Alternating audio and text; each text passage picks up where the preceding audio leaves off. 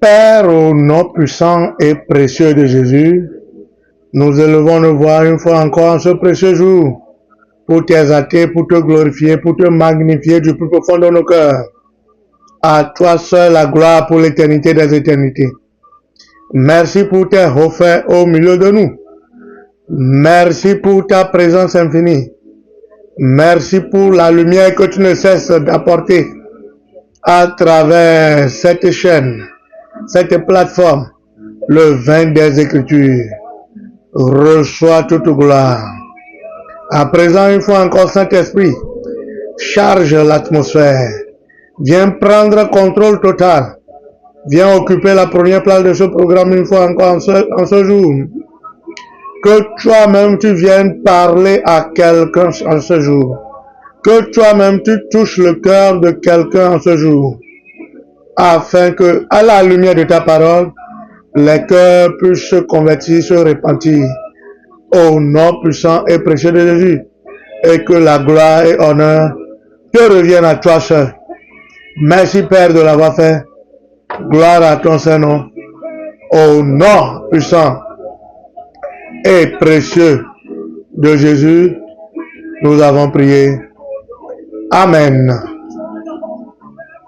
Une fois encore, je tiens à remercier tout un chacun de vous pour tous les messages de soutien que vous ne cessez de témoigner. À chaque fois qu'un message est partagé sur cette plateforme, le vin des Écritures, à Dieu seul la gloire. Merci une fois encore à vous. Aujourd'hui, nous allons parler du thème, en continuant toujours bien sûr dans la série, Qui es-tu en Christ? Et nous allons mettre l'accent sur Tu es un ambassadeur. Qui es-tu en Christ? Tu es un ambassadeur. Qu'est-ce qu'un ambassadeur? Pour commencer, un ambassadeur, c'est un représentant permanent d'un pays ou d'une organisation auprès d'un autre pays ou d'une autre organisation. Un ambassadeur a pour rôle de représenter, de défendre les intérêts de son pays d'origine dans son pays d'accueil. Écoute ceci. Bien que l'ambassade soit physiquement sur un territoire donné, elle n'est pas assujettie aux lois de ce territoire, mais plutôt aux lois du pays qu'elle représente. Dès que tu es dans une ambassade, tes deux pieds sont sur le périmètre d'une ambassade. Tu es légalement sur le territoire du pays que représente cette ambassade. Je ne sais pas si tu as compris. Je t'explique encore plus. Si je prends un exemple d'une ambassade, par exemple, des États-Unis qui se trouve au Togo, par exemple. Quand tu es dans cette ambassade des États-Unis au Togo, tu es sur le territoire américain dans cette ambassade-là. Tu n'es pas sur le territoire togolais. Non. Tu es sur le territoire américain, étant donné que tu es dans l'ambassade des États-Unis au Togo. Même le criminel le plus recherché sur un territoire donné, s'il réussit à entrer dans une ambassade, il ne peut plus être arrêté sur ce territoire. Non. Puisqu'il a mis le pied dans une ambassade, il est immunisé de toute forme d'arrêt. Je crois que la plupart d'entre vous qui me suivent sur la page Le Vin des Écritures, vous avez peut-être une fois vu la série mythique 24 heures chrono de Jacques Boer. Oui. Vous comprendrez encore plus le fonctionnement d'une ambassade. Dans cette série, nous avons vu comment une ambassade fonctionne. De la même manière, en tant que chrétien, tu es un ambassadeur du royaume de Dieu sur la terre. Ta mission est de promouvoir le royaume de Dieu, de défendre les intérêts du royaume de Dieu sur la terre, de représenter valablement le royaume de Dieu sur la terre. Puisque tu appartiens à ce royaume, tu n'appartiens pas à la terre. La terre est un pays étranger dans lequel tu es. Tu es un ambassadeur du royaume de Dieu qui, je le schématise comme ça, qui est un autre pays que tu représentes maintenant sur la terre. Écoute ceci. La Bible déclare dans Acte 11, le verset 25 à 26. Barnabas se rendit ensuite à Tarse pour chercher Saül, l'apôtre Paul bien sûr. Et l'ayant trouvé, il l'amena à Antioche. Pendant toute une année, ils se réunirent aux assemblées de l'église et ils enseignaient beaucoup de personnes. Ce fut à Antioche que pour la première fois, les disciples furent appelés chrétiens. Je répète, ce fut à Antioche que pour la première fois, les disciples furent appelés chrétiens. Pourquoi? Parce qu'ils ont vu en eux quelque chose qui ressemble à Christ. Ils ont vu qu'ils se comportent exactement comme Christ, qu'ils prêchent l'évangile comme Christ, qu'ils font des miracles exactement comme Jésus-Christ, qu'il n'y a aucune différence entre eux et Jésus dans leur manière d'agir.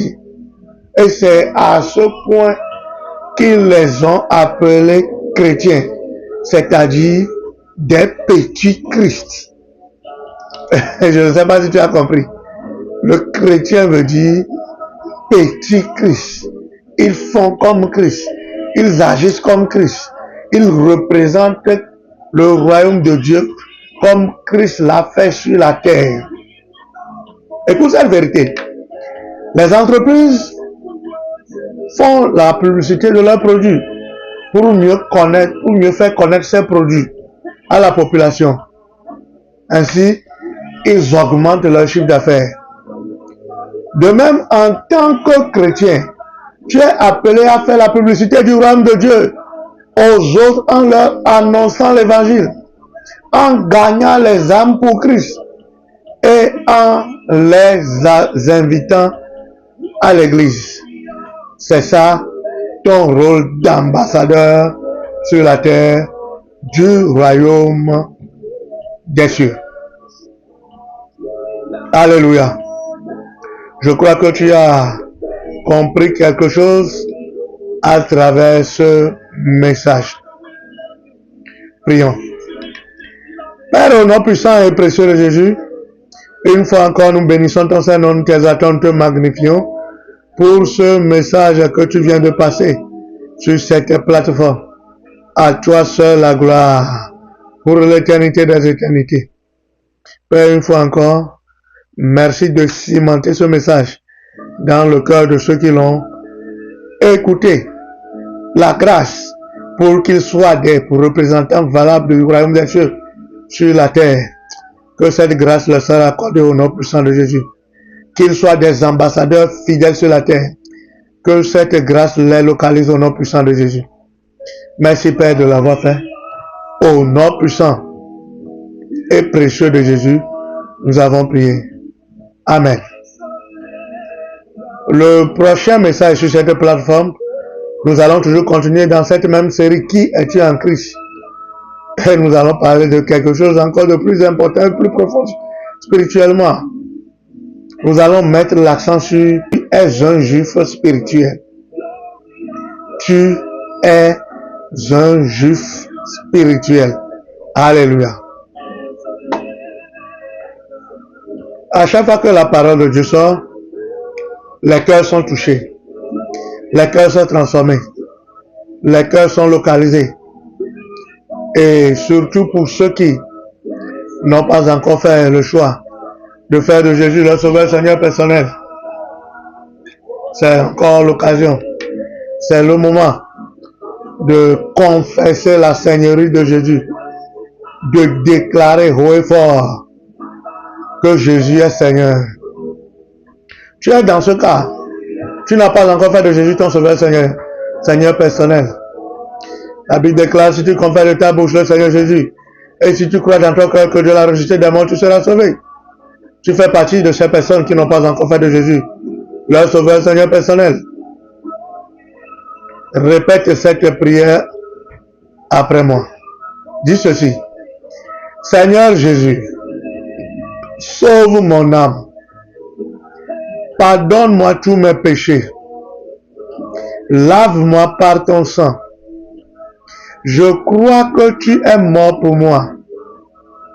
Et au troisième jour, tu es ressuscité pour me justifier. Aujourd'hui, je t'accepte comme mon sauveur et mon Seigneur personnel. Je crois que mes péchés sont pardonnés et je suis justifié par ton sang. Je suis sauvé. Je suis maintenant un enfant de Dieu. À partir d'aujourd'hui, je t'accepte en tant que mon Seigneur et mon sauveur personnel. Et je crois que le péché n'aura plus de domination sur moi. Je suis une personne transformée. Merci Jésus de m'avoir sauvé. Au nom puissant de Jésus. Amen. Tu viens de faire cette prière. Que la grâce qui t'a permis de faire cette prière te maintienne au nom puissant de Jésus. Alléluia. Tu me suis actuellement. Tu viens de faire cette prière ou tu